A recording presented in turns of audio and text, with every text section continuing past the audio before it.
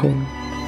Selain itu teman-teman, orang yang selalu meremehkan atau menggampangkan sholat akan menemui kesulitan sewaktu menjalani hisab.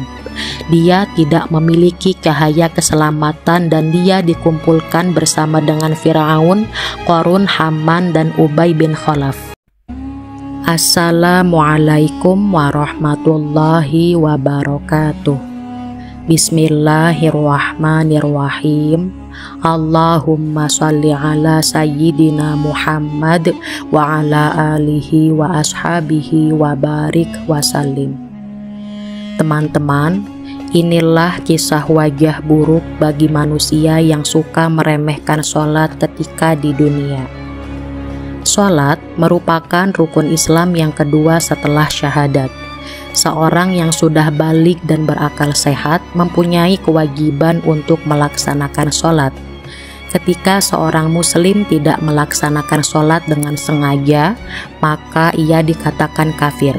Sebagaimana dijelaskan dalam hadis sahih, Rasulullah Shallallahu Alaihi Wasallam bersabda, batas antara seorang hamba dengan kekafiran adalah meninggalkan sholat.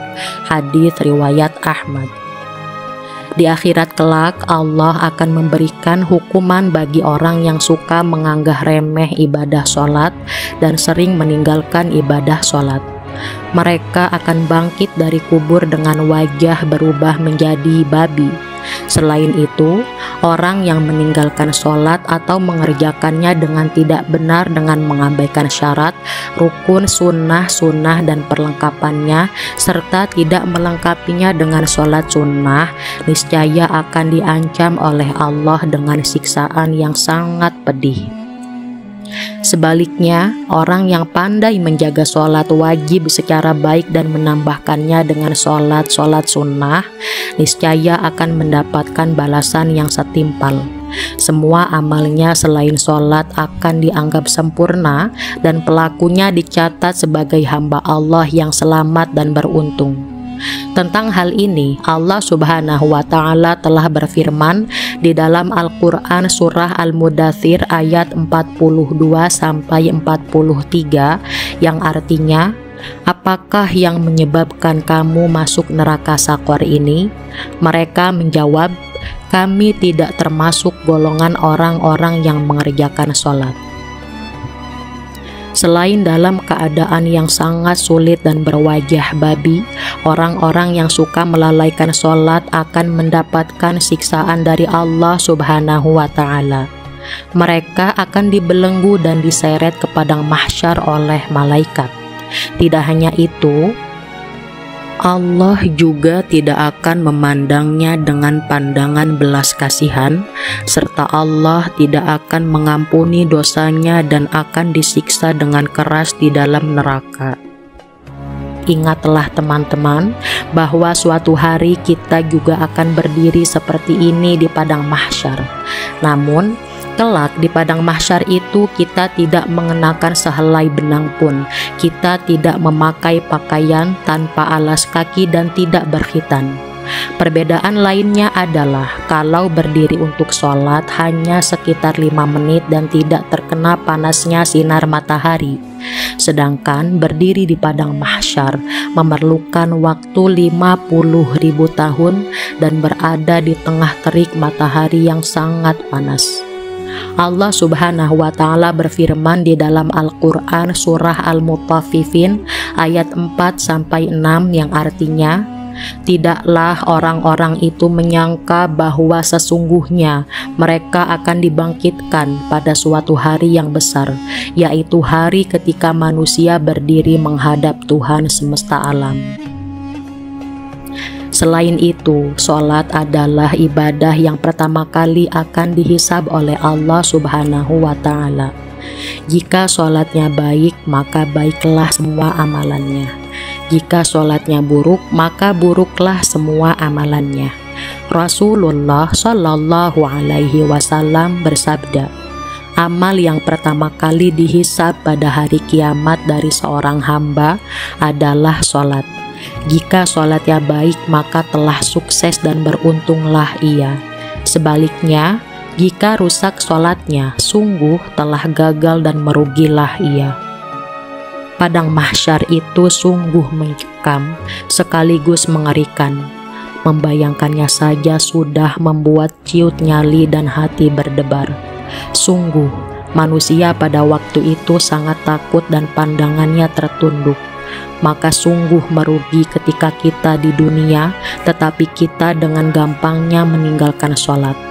Allah Subhanahu wa Ta'ala berfirman di dalam Al-Quran surah Al-Ma'un ayat 4-6 yang artinya, maka kecelakaanlah bagi orang-orang yang sholat, yaitu orang-orang yang lalai dari sholatnya, orang-orang yang berbuat riya. Mungkin kita akan bergidik karena jijik ketika membayangkan wajah yang berubah menjadi babi. Namun hal itu akan semakin menyedihkan ketika ternyata di padang mahsyar kelak matahari berada tepat di atas kepala kita. Tentu saja hal itu sangat panas. Saat ini saja menurut ilmu fisika, jarak antara bumi dengan matahari sekitar 149.680 km atau kurang lebih 93 juta mil. Tetapi cuacanya sangat panas dan membuat kulit hitam. Saat di padang mahsyar, Allah Subhanahu wa Ta'ala sengaja mendekatkan matahari ke kepala makhluk sehingga jarak 1 mil saja alias 1,6 km. Hal ini sesuai dengan yang dijelaskan oleh sebuah hadis. Sesungguhnya matahari mendekat kepada manusia pada hari kiamat. Jarak dari mereka hanya 1 mil. Ketika itu mereka dikenali berdasarkan masing-masing. Hadis riwayat Bukhari. Padahal waktu yang kita butuhkan saat berkumpul di padang mahsyar sangatlah lama dan sangat berbeda dengan kehidupan di dunia ini yang hanya sebentar saja. Di dunia ini mungkin manusia yang paling lama hanya sekitar 100 tahun. Padahal kehidupan di padang mahsyar jauh lebih lama dibanding di dunia ini. Sehari di padang mahsyar sama halnya dengan 1000 tahun di dunia. Sebagaimana dijelaskan di dalam Al-Quran surah As-Sajdah ayat 5 yang artinya, Dia mengatur urusan dari langit ke bumi, kemudian urusan itu naik kepadanya dalam 1 hari yang kadarnya adalah 1000 tahun menurut perhitunganmu. Akan tetapi, kebanyakan mufasirin menyebutkan bahwa sehari sama dengan 50.000 tahun di dunia. Sebagaimana dijelaskan di dalam Al-Quran surah Al-Ma'arij ayat 4 yang artinya, malaikat-malaikat dan Jibril naik menghadap kepada Tuhan dalam sehari yang kadarnya 50.000 tahun. Selain itu teman-teman, orang yang selalu meremehkan atau menggampangkan sholat akan menemui kesulitan sewaktu menjalani hisab. Dia tidak memiliki cahaya keselamatan dan dia dikumpulkan bersama dengan Firaun, Qarun, Haman, dan Ubay bin Khalaf. Demikian pula orang-orang yang melaksanakan sholat tetapi melakukannya karena riya dan sum'ah. Mereka termasuk golongan yang merugi dan celaka dan menjadi golongan penghuni neraka Sakor. Menurut sebagian ulama, orang-orang yang meninggalkan sholat dikumpulkan bersama 4 orang tersebut, yaitu Firaun, Qarun, Haman, dan Ubay, karena mereka telah lebih menyibukkan diri dengan harta, kekuasaan, pangkat atau jabatan dan perniagaan daripada sholat.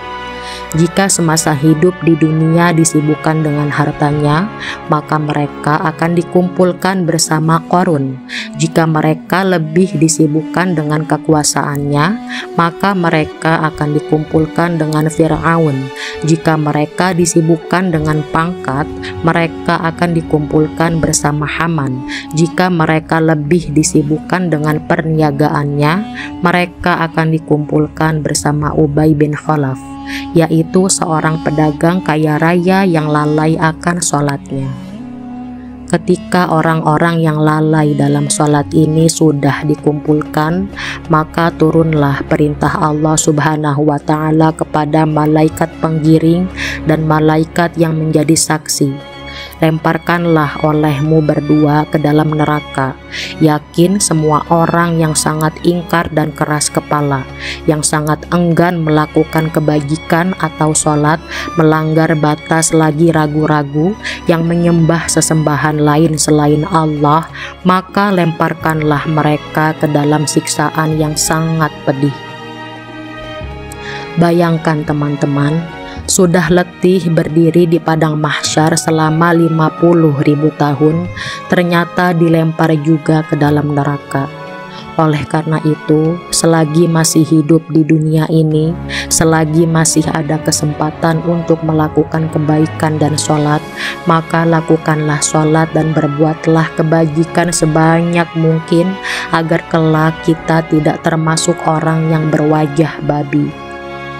Namun, bagi orang yang selalu malas dalam menjalankan sholat, berarti ia ingin dirinya kelak di padang mahsyar menjadi kelompok yang tergolong berwajah babi.